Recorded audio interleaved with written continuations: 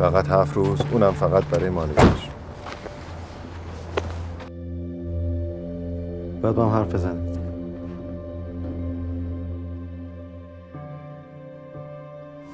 منم از مزرعه میکنم. این فقط یه امکانه. کار باید به نتیجه برسه یا نه؟ بعدش هم الان خالی کنیم دوباره باید از صفر شروع کنیم.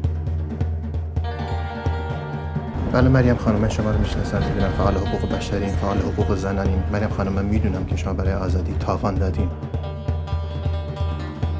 بعدش هم واقعا فکر نمی‌کنی که وقتش رسیده که به خودت برسی؟ یا حداقل به اون بچه‌ها؟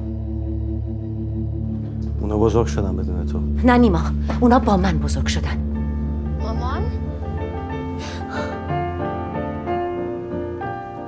بچه که فقط به سرپناه و غذا و تحصیل احتیاج نداره.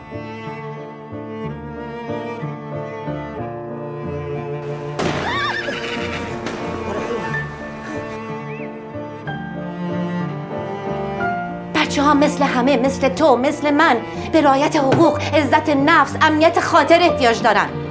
ول کن مریم، اینجا دیگه هیچی نیست که بخوای به خودت ببری. هیچ قصه‌ای نداریم. به تیکه خاک با یه خط فرضی دورش به اسم مرز.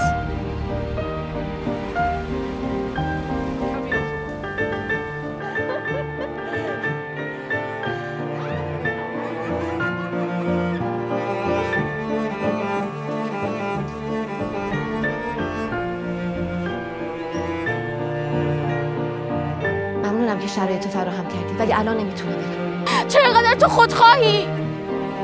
چرا اینقدر باور تو از من مهمتره؟